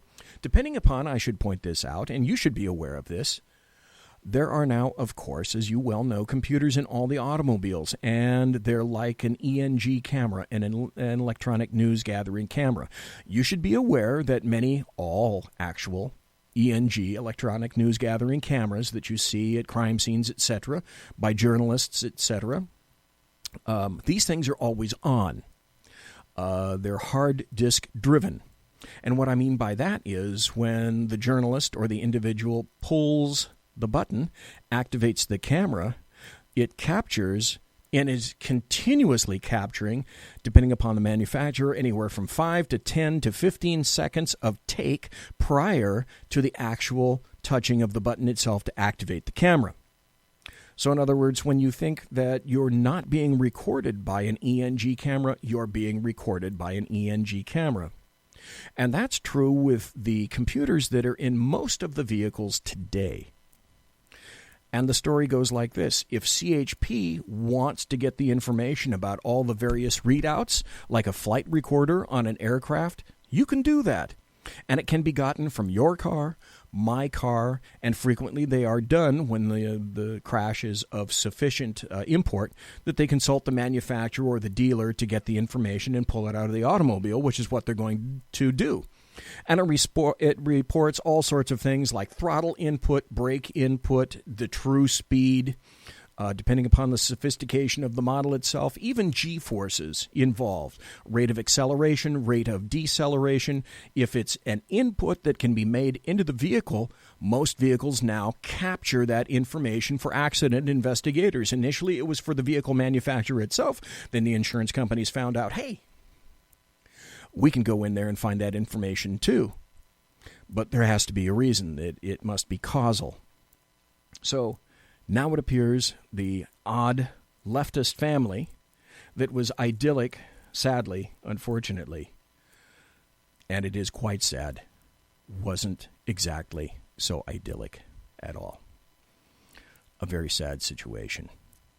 Maybe I should have featured this at the beginning of the show, because I find this to be a happy story. If you remember last week, I talked about President Trump when he visited the border, speaking to a border agent who was telling him about a piece of metal that resulted in border crossings from Mexico to the United States going down 95%. And what did I mean by that? A Border Patrol agent, while not getting any support whatsoever, managed to find a piece of corrugated metal, placed it in a particular area where folks were going through, illegals were going through, like a freeway, and it dropped crossings 95%. The piece of metal cost that agent absolutely nothing. And you wonder if a border wall works. Well, I found the audio where the president speaks to the Border Patrol agent, and he tells the president a story. If you could, Lance, the president is speaking at the moment, and let's listen in. I started here in 1992. And what was it like until you built the wall? And the wall, by the way, is that wall up there, which is just sheet metal, but still at least it works a little bit. How was it before you built the wall? So there was effectively no border in San Diego. It was a chaotic situation. This fence behind me, it was made out of scrap metal that the military wasn't using, that we set in place to really just delineate the border once again. You needed something. And it changed our environment. We went from, we decreased the illegal cross-border traffic by 95% with that fence and the roads and the lights and the technology. So that's 95% with a scrap metal wall that they just put together with excess material. And it worked 95%. And that wall they can get over very easily. These walls they can't. But, you know, for the people that say no wall, if you didn't have walls over here, you wouldn't even have a country. You wouldn't even have a country. And by the way, the state of California is begging us to build walls in certain areas. They don't tell you that. And we said, no, we won't do it until we build the whole wall. But there are certain areas, as you know, where they're really wanting us to build a wall. And because the people are complaining, people are pouring in. This is funny, and I said this, I believe it was last Thursday when I was talking to Dan Butcher. And that's this, and Dan was in chat, and thank you for that, Dan. We already mentioned that in El Paso, Texas, by building a wall in El Paso, it reduced crossings and subsequent crime by a massive percentile, again indicating that a wall works. A wall works. Ask Israelis. A wall works. It's not illegal to protect your sovereignty, though leftists would have you believe it. A wall works. A piece of metal works. Can you imagine the efficacy? El Paso, Texas, a wall works. Can you imagine the efficacy of a wall 900 miles, 1,000 miles, consistently purchased and built and in place? And why is it, you have to ask yourself, why is it that leftists, Democrats, and the American media maggots are so absolutely strident against a wall? And I've said it before. Once a wall is up, it's like an entitlement. You're going to play hell trying to get it down, and they all realize that. Once it's up, it ain't coming down. So, you know, they don't talk about that. Do you have a preference here, sir? Well, I do have a preference. The problem is you have to have see-through. You have to know what's on the other side of the wall. And, I mean, a preference is something like that. The problem is you don't know what's on the other side of the wall. And if you don't know what's on, I mean, you could be 2 feet away from a criminal cartel and you don't even know they're there. Now, we have equipment to take care of that, X-ray equipment, etc., but if you're on that side of the wall, that's the hardest wall to scale. It's got a lot of assets. The problem is, tell them, what do you think about the important... And the funny thing about that is, now, today, and in my opinion, doggone it, I could have led with this, with happy stories again. But again, thanks to Melanie, Collette, I would much rather have listened to Melanie than this story, but I'm going to tell you now just before we go away. We got about another 3 minutes before the end of the show, and I consider this to be a happy story, and that's this from the Washington Times. Trump says he'll guard Mexican border with military. President says, this is wonderful. In my opinion, this is absolutely wonderful. President says caravan of illegals crossing Mexico is broken up. President Trump said Tuesday that the caravan of illegal immigrants heading from Central America to the U.S. has been broken up in Mexico, potentially heading off a major headache for American officials. What I think people realized, and it's been coming out now, is that some of the Mexicans and some of the illegals, they're not from Mexico, either Honduras or El Salvador. I'm not quite sure. I think mostly Honduras. They've kind of split off, and Mexico has decided to take a few of them. I've just heard the caravan coming up from Honduras is broken up, and Mexico did that, Mr. Trump says, saying Mexico bowed to pressure from the U.S. to take action. There was no immediate independent confirmation from Pueblos Sin Fronteras, the group organizing the caravan, nor from Mexican officials. But on Monday, the Mexican government said it had taken steps to deport. Okay, I'm mistaken. To deport about 400 people who were part of the Via Cruz Migrantes caravan. You like that accent? Really cool, huh? Which organizers claim totaled 1,500 people, mostly Hondurans, who were looking to reach the U.S. Stop. By the way, does anybody realize that 1/3 of the Hondurans already happen to live in the United States of America? And so we're expected to take everyone in the world? No. This is the buttery political goodness part. Mr. Trump also said that he has spoken to Defense Secretary Jim Mattis about deploying the military on the border, a move that would test the limits of U.S. laws, which generally restrict American troops from conducting police actions inside the country. We're going to be guarding the border with our military. That's a big step, Mr. Trump told reporters. He didn't say what the military would be tasked with doing, but he'll have to watch the limits placed on U.S. troops by the Posse Comitatus Act, signed into law in 1878, which generally prohibits troops from being used in policing. Nevertheless, Mr. Trump, Donald John Trump, the guy with the dead orange cat on his head, has been doing much more for the United States of America. He and I, we don't see completely eye to eye, but I'll tell you what, he is turning D.C. upside fucking down. Monsieur has unlocked!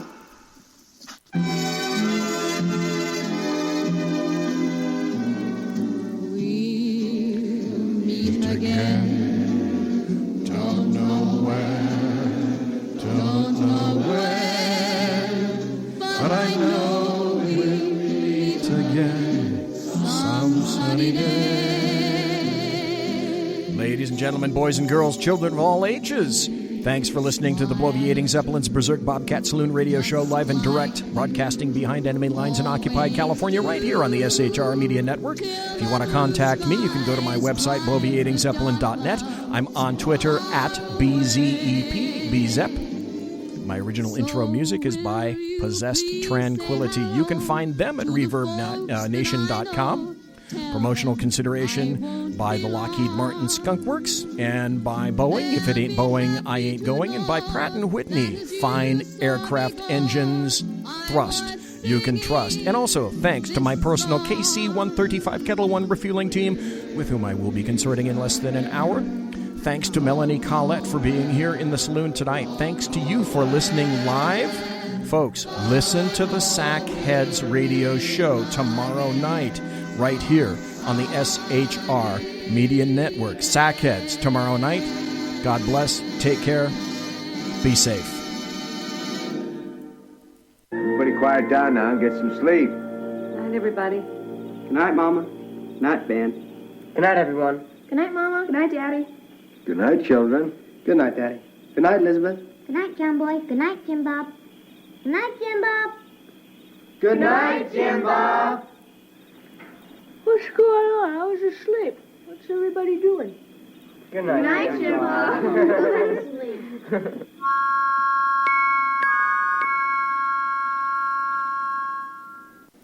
Good night, and good luck.